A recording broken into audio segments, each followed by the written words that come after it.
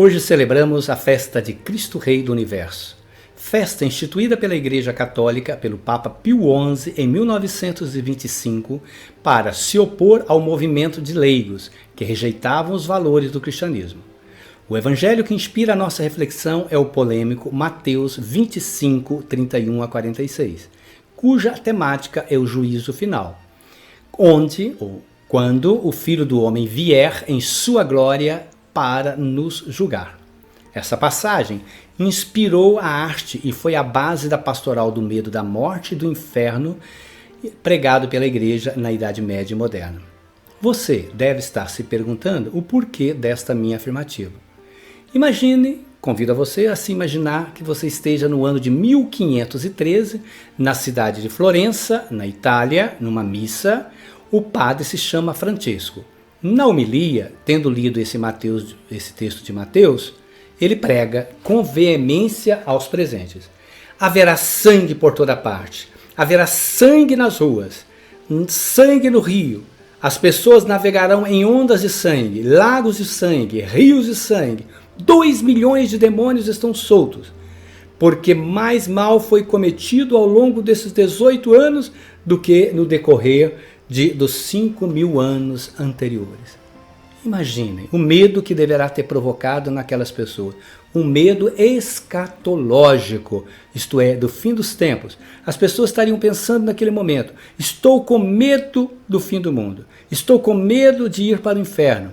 Jesus está voltando e, sentado no seu trono glorioso, ele vai separar as ovelhas dos cabritos, os bons dos maus. As ovelhas, os justos, irão para a vida eterna, e os maus, os cabritos, para o castigo eterno dos infernos. Um inferno dantesco, conforme o afresco, a imaginação de Dante Alighieri, o inferno. Medonho, portanto pavoroso. Não queira se imaginar num desses 9 estágios do inferno imaginado por Dante Alighieri, isto é, com um castigo tremendo conforme o seu pecado. A motivação da igreja ensinar desse modo tem origem na passagem de Apocalipse 21, 1 a 8, que fala da Jerusalém celeste para os eleitos e o lago ardente de fogo e enxofre para os condenados. Mas também um outro texto do Apocalipse que fala que no fim de 1000 anos os demônios estariam soltos e viriam para combater Jesus que voltaria. Mas, sobretudo, a inspiração maior está nesse texto de Mateus. Vinde, bendito de meu Pai, recebei por herança o reino preparado para vós, desde a fundação do mundo. Apartai-vos de mim, malditos, para o fogo eterno, preparado para o diabo e para os seus anjos. Imagine, fogo eterno, sinal de não vida, de morte eterna. Essa interpretação foi motivada pela igreja pela busca do poder que se configurou em cristandade. Ela cometeu um erro fatal. Ela excluiu a ligação do julgamento proposto por Jesus como único critério dos pobres, o acolhimento dos pobres, do nu, do doente, do preso, e fez sedimentar esse juízo na ideia de um juízo final terrível que seria feito por Jesus. Pregadores da igreja daquela então difundiam que o fim do mundo estava prestes a acontecer. Por exemplo, o dominicano Manfredo de Vercelli induziu, imagine, mulheres a deixar os seus maridos para reencontrarem com eles no juízo final. Peças teatrais, grandes literaturas sobre o juízo final surgiram naquela época e se espalharam por toda a Europa. Jesus, é claro, o critério para se salvar não é a titulação em vida, não é o poder econômico, mas o acolhimento do necessitado, do empobrecido, do doente, do faminto, do estrangeiro. Estes são os critérios que definem um justo.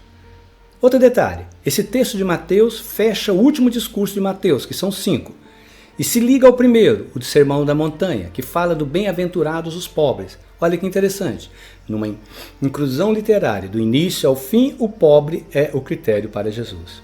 A igreja, com esse texto, encerra liturgicamente o tempo comum e abre o tempo de Natal, preparação para o nascimento de Jesus. Nas iconografias inspiradas no juízo final de Mateus dos séculos 12 e 13, aparecem vários elementos. Este do juiz Jesus, o grande juiz, cercado de anjos e apóstolos. E, de modo especial, o anjo Gabriel, Miguel, pois a ele cabe a tarefa de pesar as almas, atitude que se caracteriza pela salvação ou condenação de uma alma. É também desse século a figura do advogado diante do juiz, que não aparece no texto de Mateus, como aparece no Alto da Compadecida de Suassuna. Os parentes do juiz podem suplicar em favor dos condenados. Aparecem as figuras de Maria e de João Evangelista ao pés da cruz, suplicando, isto é, pedindo a Jesus, o juiz, para agir com misericórdia. Foi nessa época que Maria assumiu, isto é, o século XIII, o papel suplicante em favor das almas.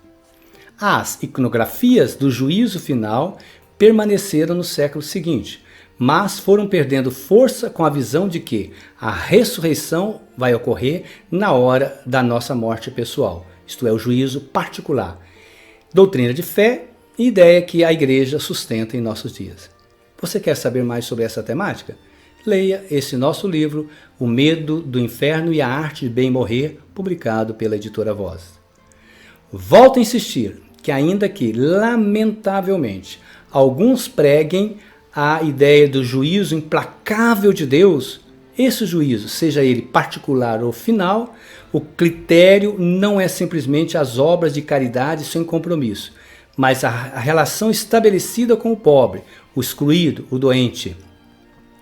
O Jesus, Cristo Rei que pregamos, estabeleceu um único critério, a relação de inclusão do ausente, isto é, do excluído.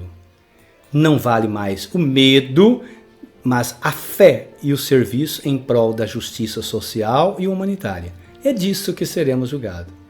Está aí uma boa dica para os prefeitos e vereadores eleitos recentemente. E caso isso não aconteça, permaneço com a belíssima intuição de Nelson Cavaquinho na música O Juízo Final, eternizado na voz de Clara Nunes. A história do bem e do mal. Quero ter olhos para ver a maldade desaparecer. Este é o nosso sonho. Paz e bem a todos.